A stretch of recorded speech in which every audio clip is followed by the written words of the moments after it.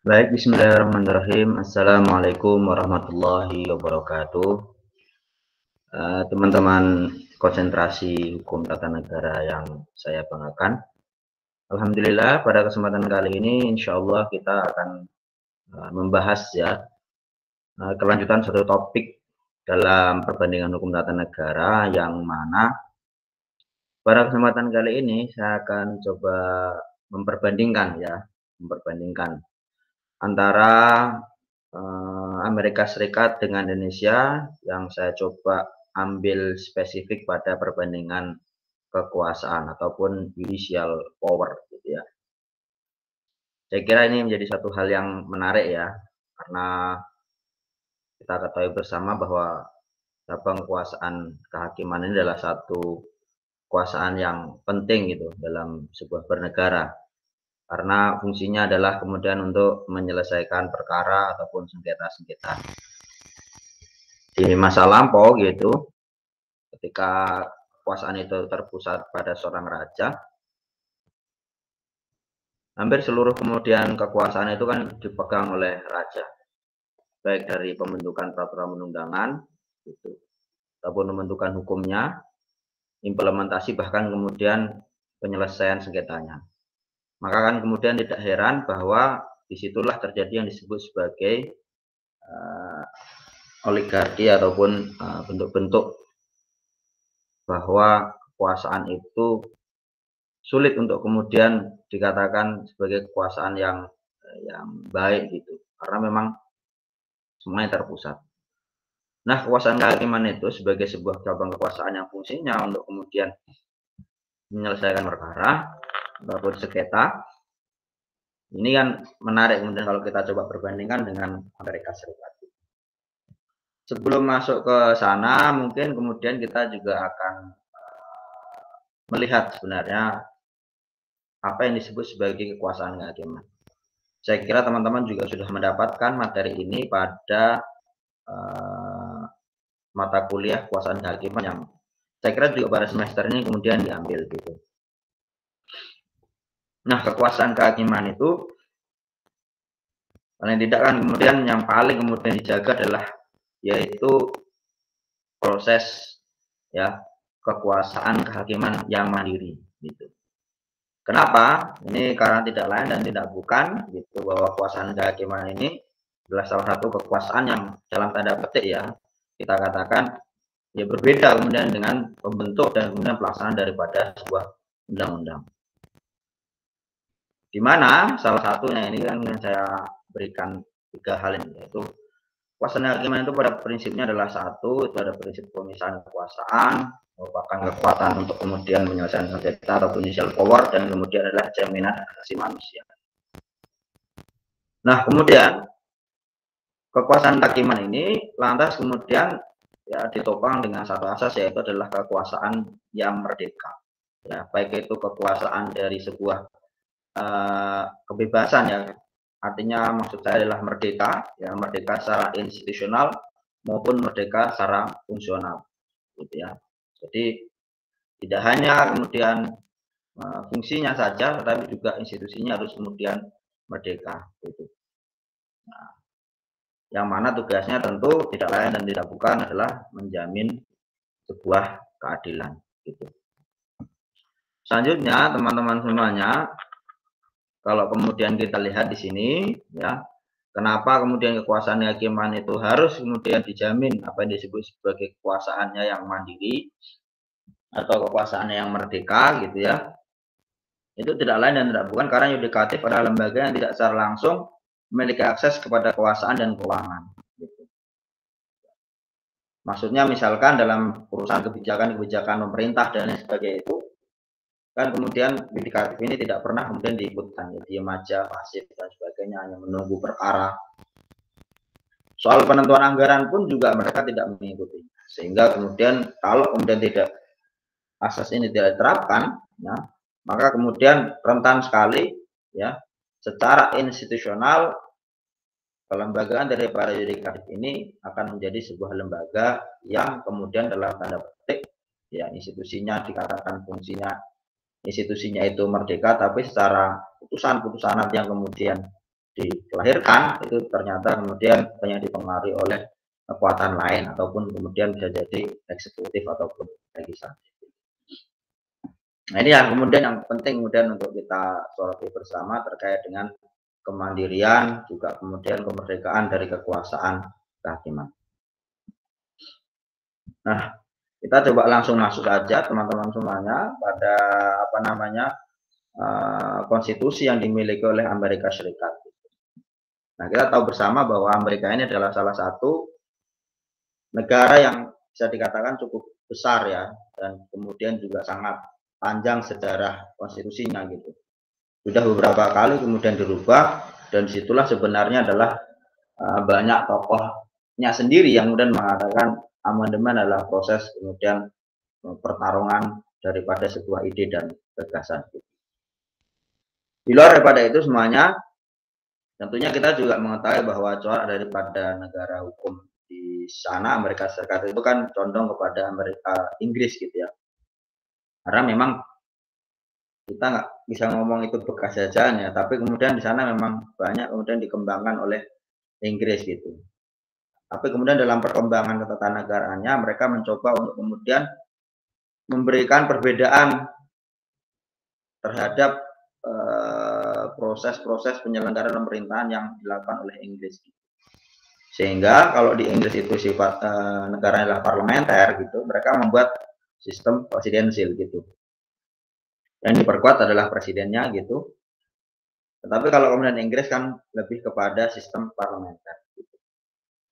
Nah, ketika kemudian kita membaca ya The Constitution of United States itu, ya kan seperti itu dalam pembukaan ya preamble gitu, ada hal-hal yang kemudian ditulis. Meskipun kalau kemudian kita lihat bahwa pembukaan daripada konstitusi mereka itu tidak sepanjang kemudian pembukaan yang ada di Indonesia itu. Dia hanya satu paragraf kalau tidak salah ya.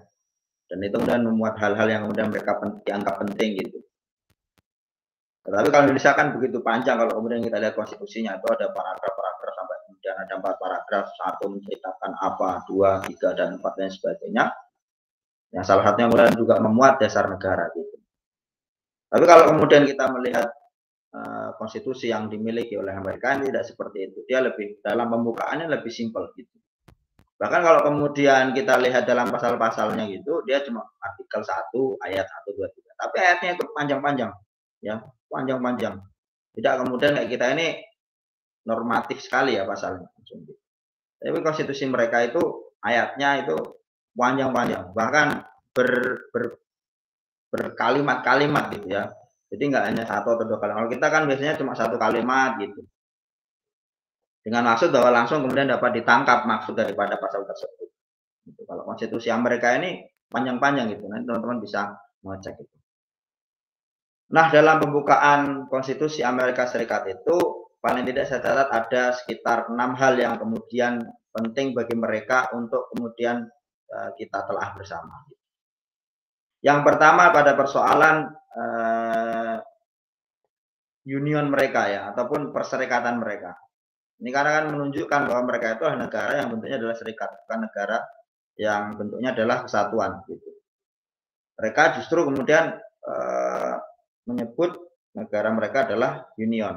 Karena ini tidak lain tidak bukan bahwa sebelum Amerika Serikat itu merdeka, sebenarnya telah ada terlebih dahulu negara-negara yang berada di benua Amerika, khususnya di wilayah Amerika Serikat hari ini gitu. Sudah ada negara-negara, tapi kecil-kecil.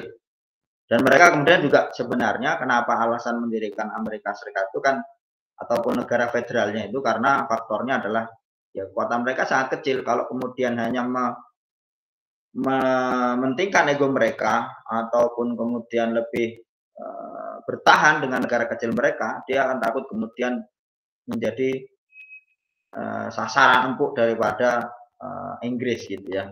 Itu ketika itu. Nah, maka mereka lebih ingin kemudian mendirikan negara federal kemudian dalam rangka melindungi mereka semuanya. Gitu. Maka nggak heran gitu. Pertama kali dalam pembukaan undang-undang dasar mereka ataupun konstitusi mereka yang kemudian pertama kali disebut itu pada persoalan perserikatan. Yang kedua, yaitu berkenaan dengan membangun keadilan. Ketika saya coba mencari-cari ya apa sebenarnya bisa kemudian diperbandingkan gitu, ataupun kita tak carilah persamaan gitu. Pada persoalan keadilan ini ternyata kemudian ya baik Amerika Serikat maupun Indonesia dalam konstitusinya gitu, pada persoalan kekuasaan kehakiman mereka sama kemudian dalam menyebut dua hal yang kemudian penting ditegakkan gitu. Jadi kekuasaan kehakiman mereka baik kemudian Amerika Serikat ataupun Indonesia itu sama-sama ingin menegakkan hukum dan keadilan gitu. Sedikit banyak tentu kemudian kita berpikir juga gitu. Kenapa Indonesia kita sendiri itu kemudian dalam pasal 24 itu ya secara eksplisit kemudian juga menyebut bahwa mereka itu tugasnya adalah menegakkan hukum dan keadilan. Itu kan juga menjadi pertanyaan. Apakah kemudian menegakkan hukum saja tidak cukup? Ataukah kemudian hanya cukup menegakkan keadilan tanpa kemudian menegakkan hukum gitu? Ataukah dua-duanya memang harus kemudian ditegakkan gitu? Nah ini menarik gitu bagi saya temuan ini gitu. Nah, Amerika sendiri ternyata juga seperti itu dalam mengkonstruksikan pada persoalan penegakan dalam bidang kekuasaan kehakiman itu. Kalau misalkan dalam pasal 24 ya, pasal 24 kekuasaan kehakiman kan mereka menyebut kekuasaan kehakiman merupakan kekuasaan yang merdeka untuk menyelenggarakan peradilan guna menegakkan hukum dan keadilan. Sama di sana juga menyebut seperti itu. Ya. Itu sebenarnya kita juga bisa melihat bahwa di situ ada sebenarnya korelasi sebenarnya antara hukum dan keadilan. Ini saya kira teman-teman penting untuk mengkaji dalam konstitusi kita. Kenapa kemudian menaruh dua kata gitu, menegakkan hukum dan keadilan. Di Amerika juga seperti itu.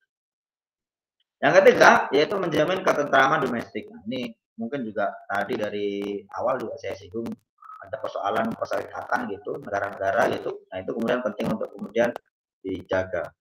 Yang kesekian, yang keempat ya menetapkan pertahanan bersama. Yang kelima majukan kesejahteraan umum. Nah, ini saya kira juga negara-negara yang menganut konsep welfare state gitu ya, negara kesejahteraan tentu utamanya mereka akan berusaha untuk kemudian mengembangkan ataupun kemudian memajukan kesejahteraan masyarakat. Dan yang terakhir adalah mengamankan berkah gitu. Ya, ini kalau kemudian kita lihat terjemahannya itu bless gitu ya, bless. Ya. Itu mengamankan keberkahan. Apakah kemudian berkah sebagai dimaksud sama dengan kita? Nah, ini nanti tentunya telaahnya bisa lebih jauh lagi. Tapi pada persoalan mungkin kalau kita ya lebih kepada keagamaan gitu. Kalau di sana apakah kemudian sama seperti itu? Sedangkan mereka dari awal itu kan tidak mau mengatur pada persoalan urusan-urusan yang sifatnya itu keagamaan. Atau mungkin juga istilah dari mereka disebut blessing itu berbeda dengan berkah yang kita miliki gitu. Nah, kalau kemudian kita lihat konstitusi Amerika Serikat dan kemudian konstitusi Indonesia, maka yang kita temukan itu adanya pelaku kekuasaan kehakiman yang berbeda, di mana Undang-Undang Dasar tahun 1945 pasca amandemen gitu ya, dalam perubahan yang ketiga itu kemudian menempatkan ada dua kekuasaan kehakiman yang melaksanakan kekuasaan kehakiman gitu ya. Yang pertama Mahkamah Agung, ya kalau kita lihat kemudian dalam konstruksi pasalnya juga menyebut peradilan-peradilan yang ada di bawah Mahkamah Agung gitu. Dan yang kedua adalah Mahkamah Konstitusi. Artinya di sini ada dua gitu. Satu Supreme Court, yang kedua adalah Constitutional Court gitu. Ya. Kalau kemudian kita lihat dalam beberapa istilah yang digunakan para tokoh itu kan kalau Supreme Court itu disebut sebagai Court of Justice gitu ya. Kalau kemudian Mahkamah Konstitusi adalah Court of Law gitu ya. Maksudnya Mahkamah Agung itu menangani pada persoalan keadilan-keadilan dalam arti sengketa ya, yang muncul baik perseorangan maupun dengan pemerintah gitu ya. Kalau Mahkamah Konstitusi ya sama sebenarnya juga keadilan, namanya juga kekuasaan kehakiman kan tadi pertama hukum dan keadilan. Tapi karena kemudian ranahnya itu lebih spesifik kepada pengujian peraturan undang-undangan, maka kemudian Mahkamah Konstitusi itu yang ada di Indonesia itu kan bisa disebut sebagai court of law gitu ya, yang khusus menangani pada persoalan pengujian undang-undang. Nah, sedangkan di Amerika Serikat dalam The Constitution of the United States gitu, dia tulis di artikel 3.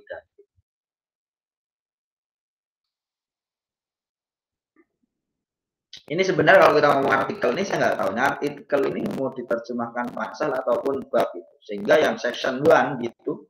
Tapi kalau kemudian saya baca beberapa terjemahannya gitu, artikel itu disebut pasal, section itu disebut ayat gitu. Tapi kalau kita ngomong artikel itu kayak bab gitu, kemudian sectionnya itu pasal gitu. Tapi it's okay, itu nanti teman-teman buka aja konstitusinya itu sendiri gitu ya. Di situ sebut bahwa yang melakukan fungsi kekuasaan kehakiman hanyalah Supreme Court atau kekuasaan kehakiman semata.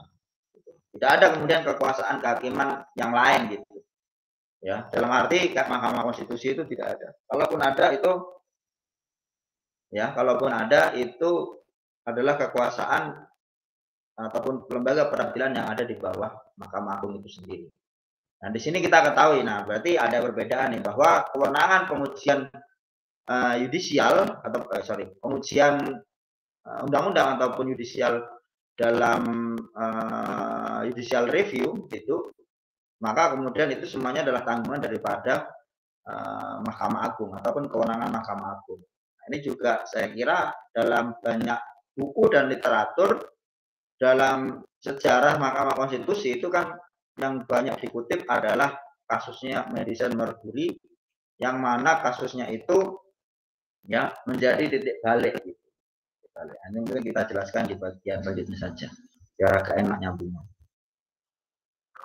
Nah, yang kedua gitu,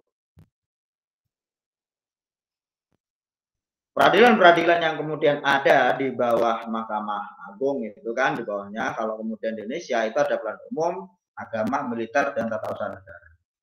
Kalau kemudian kita coba ngecek juga gitu di Undang-Undang Mahkamah Agung kalau nggak salah ya, bahwa kalau kemudian mau membuat sebuah pengadilan yang sifatnya khusus gitu ataupun ad hoc itu maka kemudian harus di bawah satu lingkungan peradilan di Mahkamah Agung itu. Milih di mana gitu, payungnya di mana, mau ke umum, agama, militer ataupun tata usaha negara. Nanti milihnya di situ. Nah, sedangkan di Mahkamah Agung yang ada di Amerika Serikat ya, itu kemudian berbeda. Nah, kalau ini kan harus kemudian di bawah Mahkamah Agung. Nah, karena sifatnya kita ketahui negara kita adalah negara kesatuan, maka kemudian Mahkamah Agung dalam urusan yudisial ini kan satu poros gitu ya, satu poros. Tapi kalau kemudian di Mahkamah Agung di Amerika Serikat ini kan beda karena dia negara serikat. Maka kemudian ya dia disebut dalam dalam konstitusi mereka, and as such inferior courts as the Congress may from time to the time order and establish gitu. Nah, ini juga unik juga gitu. Dia menggunakan kata may gitu. Yang kalau kita terjemahkan dalam bahasa kita itu mungkin bahasa terjemahan katanya mungkin, atau dalam bahasa peraturan undang-undangan kita sebut dapat gitu. Sehingga itu sifatnya fakultatif ataupun kemudian tidak mengikat, ya oleh pengen gawenan kalau enggak. Tapi saya kira semuanya punya gitu ya. Tapi mereka sana kan kemudian tidak semua negara itu ada bandingnya gitu. Tingkat pertama itu punya ada semua, tapi bandingnya itu hanya 13 gitu. Jadi yang menentukan keberadaan lembaga peradilan itu Dewan Perwakilan dan Senat gitu. Ya gitu. Nah, tapi meskipun begitu, itu ada satu pasal yang saya kira juga menarik di sana. Ketika kemudian meskipun Kongres dan kemudian Senat itu boleh menentukan jumlah hakim, tapi mereka tidak boleh kemudian mengotak-ngatik dalam persoalan perkara dan kemudian juga masa jabatan gitu. Ternyata di situ juga ya boleh mereka menentukan. Ibarat kata kalau di Mahkamah Konstitusi itu oke lah DPR menentukan bahwa hakimnya itu 9, tapi nggak boleh menentukan yang lain dan lain sebagainya itu. Kalau melihat masa jabatan di sana itu emang agak unik gitu. Saya lihat di situ. Tidak kemudian langsung ada batasan dan sebagainya ya dalam konstitusinya, tapi menyebutnya itu sepanjang bagus dan lain sebagainya itu boleh. Nah, kita balik lagi di sini. Jadi kalau di sini kita lihat, kalau misalkan Dewan sama Senatnya nggak mau buat pengadilan di bawah Mahkamah Agung, nah ini mungkin juga nggak terjadi. Tapi saya kira ya nggak mungkin toh, karena kan ini kebutuhan adalah penyelesaian sengketa. Saya kira mudaratnya akan lebih banyak ketika tidak ada peradilannya. Tapi bahasa konstitusinya itu berkata seperti itu. Nah, kemudian pada persoalan kompetensi, ya kompetensi absolut yang dimiliki oleh Mahkamah Konstitusi dan Mahkamah Agung di Indonesia ataupun kemudian Mahkamah di Amerika Serikat ini kan berbeda ya. Kalau kemudian kita mau tahu kewenangan absolut Mahkamah Agung itu kan kita merujuk kepada pasal 24 ayat 1. Nah, gitu. Dan itu juga ada kemungkinan ya di Mahkamah Agung itu kan ada pelebaran ataupun penambahan pelebaran kewenangan gitu. Pasal 24 ayat 1 kan menyebut dan mempunyai wewenang lain diberikan oleh undang-undang. Ini kayak pasal karonggoni ya. Ini bisa semuanya kemudian dikarungi gitu. Nah, kemudian kalau kemudian pasal kewenangan MK, saya kira teman-teman juga sudah tahu di ayat 1 ataupun 2, baik itu kalimatnya berwenang ataupun kemudian memiliki kewajiban gitu. Hampir semua hakim Mahkamah Konstitusi selalu menjelaskan baik itu kemudian menggunakan kewenangan ataupun menggunakan kewajiban itu sama-sama implikasinya adalah kewenangan. Sedangkan Mahkamah Agung yang ada di Amerika Serikat itu kemudian Supreme Court yang ada di Mahkamah Agung itu hanya menyebut the judicial power shall extend to the all cases in law and equity. Ya, pokoknya seluruh kasus yang ada di bawah Mahkamah Agung itu milik mereka. Arising under this constitution, the law of the United States. Dia menyebut pokoknya semua perkara ataupun kemudian kasus-kasus yang memang di bawah konstitusi kita akan diselesaikan oleh Mahkamah Agung. Ya, artinya semua persoalan sengketa ya kemudian ke Mahkamah Agung. Dia tidak menyebut ada kemudian pengadilan khusus dan lain sebagainya. Pokoknya di situ. Nanti kemudian orang tinggal berperkara. Ini ya, mungkin juga salah satu faktornya adalah mereka ini adalah common law gitu ya. Common law. Pokoknya masuk dulu aja aturan ada atau tidak dan lain sebagainya tidak jadi persoalan, nanti biarkan hakim kemudian melakukan istiadat seperti itu. Nah, perbedaan lainnya misalkan di mahkamah soal hakim agung gitu ya, soal hakim agung ataupun hakim MK. Kalau kemudian hakim agung dan MA yang ada di Mahkamah Agung ataupun Mahkamah Konstitusi, itu kan kita lihat di pasal 24 dan itu disebut pokoknya hakim agung itu adalah hakim yang integritas, kepribadian baik, kepribadian tidak tercela ya, adil, profesional dan berpengalaman di bidang hukum. Kalau Mahkamah Konstitusi, hakimnya itu cukup kemudian integritas dan kepribadian yang tidak tercela, adil, ditambah kemudian negarawan yang menguasai konstitusi dan ketatanegaraan serta tidak merangkap sebagai pejabat negara. Tapi kalau kemudian di Supreme Court ataupun the judges from the Supreme Court of United States, dia sebut the judges both of the Supreme and the inferior court show a good behavior. Tak menjabat baik jabat terus gitu ya. Mungkin sependek yang saya tahu masa jabatan mereka itu dan jadi seorang adalah hakim and show at the state time receive for dapat seluruh mereka itu. Which shall not be continuance in all. Terus mereka itu jadi hakim itu ibarat kata tidak pernah memikirkan lagi itu. Kita kan kadang enggak dan sebagainya. Karena ini soal perdebatan ya, soal masa jabatan hakim itu. Apa kemudian seumur hidup ataukah kemudian ada tenggang waktunya gitu. Nah, ini ternyata kan kalau dalam kajian ya urusan daripada waktu masa jabatan itu juga berpengaruh kepada persoalan putusan ternyata. Itu ternyata pernah ada kajian seperti itu kalau di ataupun the judges from Supreme Court United States itu nggak bahas lagi, udah selesai mereka seumur hidup mereka. Maka mereka kemudian dedikasinya terhadap putusan itu kan bagus itu. Sedangkan di kita bukan juga tidak mendedikasikan, tapi itu rentan kemudian menjadi kalau udah mau turun dan lain sebagainya, itu kan orang berpikir harus nanti seleksi lagi dan lain sebagainya kalau untuk masa jabatan 2 kali gitu. Nah, kemudian pada persoalan impeachment gitu, kalau di kita kan dilakukan oleh DPR gitu kan, ajuan ke MK, kemudian diperintahkan oleh MPR. Tapi kalau di sana tidak dilakukan oleh Mahkamah Agung mereka.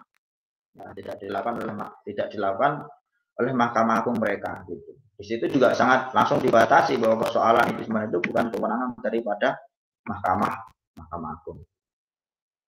Nah, pada persoalan judicial review gitu, saya kira ini teman-teman sudah baca semua sejarahnya di pasca amandemen 24C perubahan ketiga. Sedangkan kemudian di Amerika Serikat itu adalah perkara Madison Darmanpuri yang disebut sebagai writ of mandamus gitu ya. Mandamus ketika itu ya tahun 1983 gitu. Ya, dalam hal itu tidak ada judicial review itu, ketentuan itu tidak ada di undang-undang mereka. Supreme Court Amerika Serikat membuat sebuah putusan yang ditulis John Marshall dari dukung 4 hakim agung lainnya yang menyatakan bahwa pengadilan berwenang membatalkan undang-undang yang bertentangan dengan konstitusi. Nah, setelah itulah kemudian bisa dikatakan bahwa sejarah sebuah judicial review itu kemudian lahir di Amerika Serikat, gitu ya. Sampai kemudian yang diterjemahkan di Indonesia itu ketika Indonesia mengalami satu ya kemerosotan, saya bisa katakan seperti itu, ketika Mahkamah Konstitusi itu dilarang melakukan ultra petita ataupun memutus lebih daripada apa yang kemudian diminta, itu kan dilarang. Padahal kemudian konstitusi yang dicontek untuk mendirikan ataupun kemudian sejarah yang digunakan untuk mendirikan Indonesia itu kan Amerika, yang mana Amerika itu kan ultra petita, aslinya kan dia mintanya itu pemohonnya minta apa gitu, malah kemudian beda ternyata yang kemudian dikabulkan. Nah itu teman-teman semuanya perbandingan yang bisa kita lihat dan kita apa istilahnya ya kita telisik gitu perbedaan dan kemudian persamaan yang ada di Amerika Serikat dan di Indonesia. Itu saja, terima kasih teman-teman semuanya. Assalamualaikum warahmatullahi wabarakatuh.